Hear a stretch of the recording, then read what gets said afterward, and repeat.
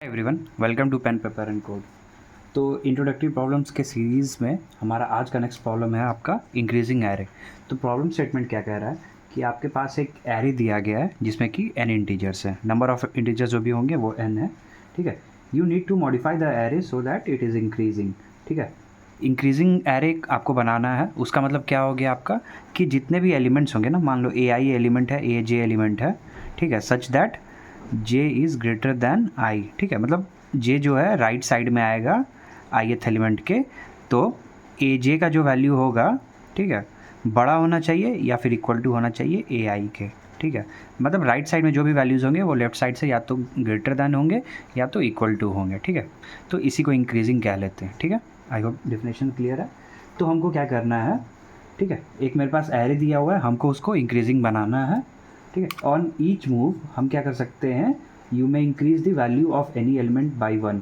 तो हर मूव कैसे काउंट होगा, अगर ए जे से वैल्यू हम बढ़ा के ए जे प्लस 1 कर सकते हैं, ठीक है, एक मूव में, तो ये एक मूव कह लेंगे इसको। ठीक है, तो ऐसे हमको बताना है कि minimum number of move such that जो भी मेरा एरे दिया गया है वो इंक्रीजिंग हो जाए। ठीक है, एक एग्जांपल लेके समझते हैं। मान लो n का साइज़ दिया हुआ है मेरा 5, ठीक है, और एरे के एलिमेंट्स जो दिए हुए वो है मेरे 3 2 5 1 और 7।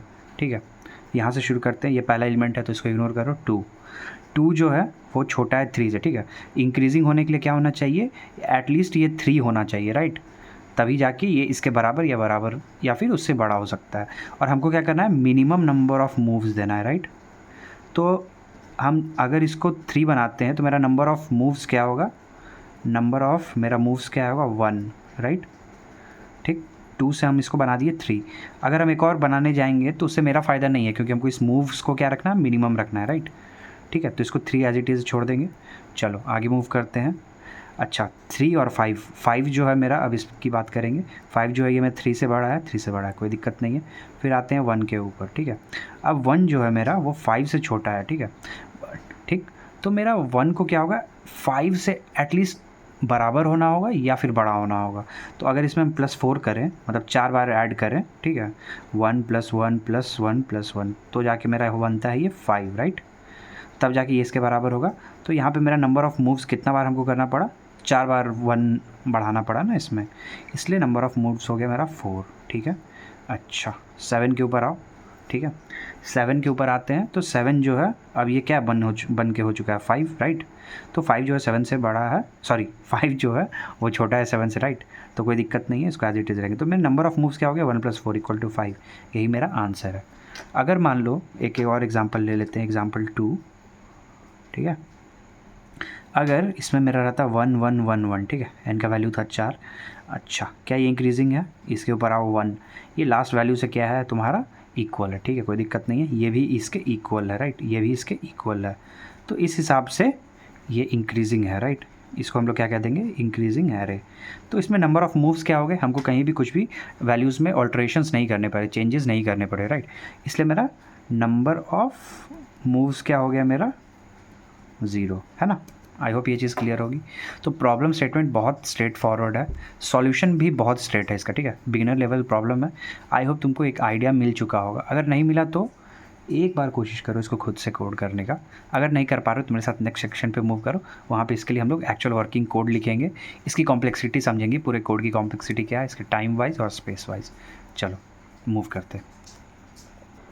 ठीक है, एक टेम्पलेट रेडी कर लिए हैं हम, तो ये तुम्हारे जो भी बेसिक्स हैं वो सारे तुम्हारा है इंक्लूडेड है। तो एक्चुअल कोड की तरफ बढ़ते हैं।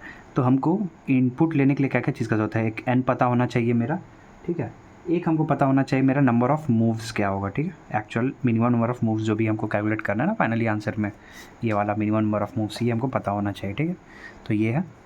तो चलो शुरू करते हैं।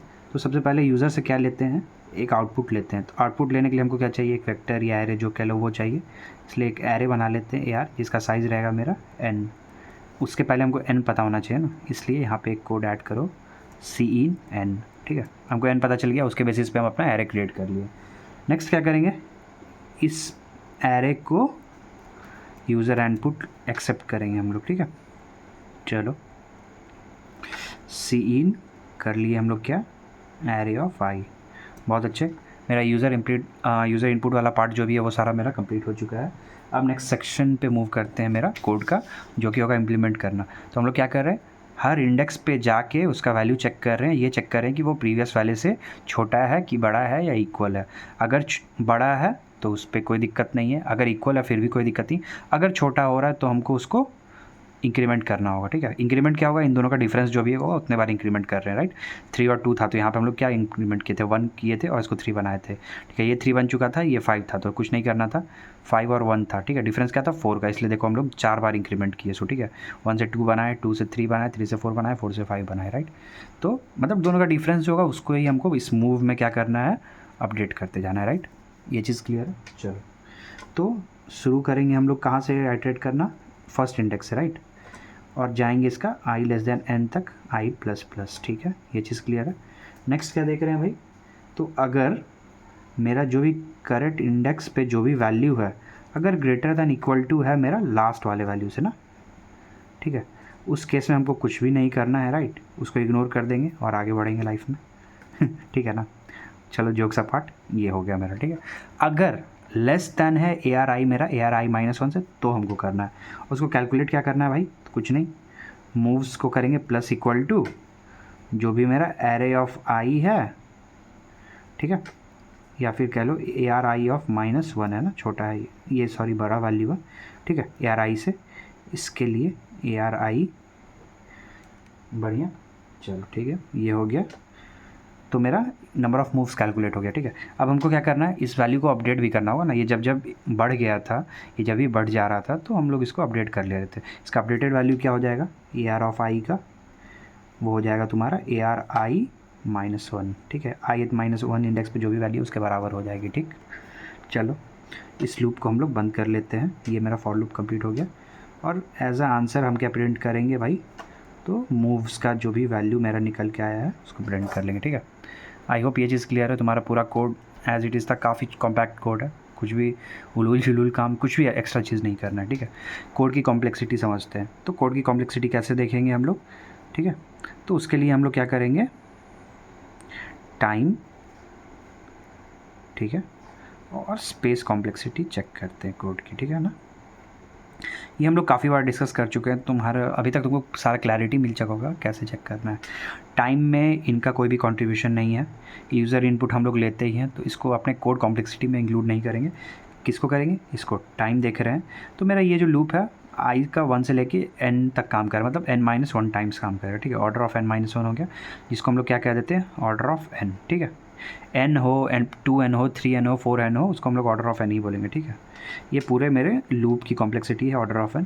अगेन ये कांस्टेंट टाइम में काम करेगा तो ऑर्डर ऑफ 1 हुआ, ये सब भी तुम्हारा क्या है, ऑर्डर ऑफ 1 पे ही आएगा, राइट। चलो तो इसलिए मेरा ओवरऑल जो है space time complexity order of 1 निकल के आ गया, राइट। अच्छा, स्पेस कॉम्प्लेक्सिटी बचा है, वो चेक कर लेते हैं। स्पेस कॉम्प्लेक्सिटी में आप देखते हो कि आपने एक्स्ट्रा स्पेस क्या यूज़ किया आपने कंप्यूटेशन के लिए, ठीक है। तो ये एरे एज ए इनपुट लिए थे, तो इसकी ज़रूरत नहीं है, इसको हम लोग अपने स्पेस कॉम्प्लेक्सिटी में इंक्लूड नहीं करेंगे। इंक्लूड क्या करेंगे, एक्स्ट्रा वेरिएबल, जैसे कि ये तुम्हारा मूव हो गया, एक यही एक्स्ट्रा वेरिएबल है जो हम लोग यूज़ कर रहे हैं। तो इसका क्या हो गया, again space complexity order of 1, ये कांस्टेंट है ना, n के ऊपर डिपेंडेंट नहीं है, n 1 हो, 10 हो, 1000 हो, ये एक ही वैल्यू रहने वाला है, ठीक है। अपार्ट फ्रॉम दिस और कुछ भी हम लोग यूज़ नहीं किए हैं, राइट। इसलिए मेरा स्पेस कॉम्प्लेक्सिटी क्या आ गया, ऑर्डर ऑफ 1, सॉरी ये time complexity order of n लिख रहेगा ना। चलो ठीक है, आई होप ये चीज़ तुमको क्लियर हो गई होगी, ठीक है। अगर कोई भी डाउट है तो कमेंट सेक्शन में पूछने से बिल्कुल झिझकना नहीं है, ठीक है। कोई भी सिली डाउट्स हो जस्ट शूट देम, हम लोग कोशिश करेंगे उसको आंसर करने का। वीडियो पसंद आया हो तो लाइक करना। मिलते हैं नेक्स्ट वीडियो में, टिल देन बाय।